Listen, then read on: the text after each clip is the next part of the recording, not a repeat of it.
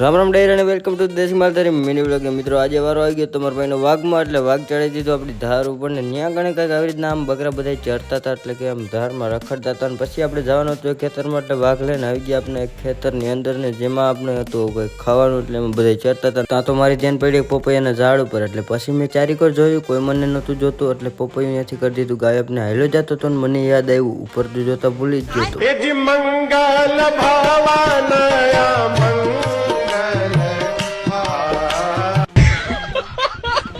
એક ફોલોવર મિત્ર ભટકી ગયા, એટલે એને લઈ લીધા આપણા વ્લોગમાં અને આપણે વાઘ અહીંથી પછી ચડાવી દીધું માર્ગે જવાનું છે આપણે મિત્રો પાણી. આવી પેલા અમારા ગાંડા જોઈ લે જે ઊભી ભેખડું છે એમાંય નથી હખણા રહેતા, ન્યા માથે સૈડા છે ને બાપનું ખાવાનું રહી જાય પૈડિયા હતું.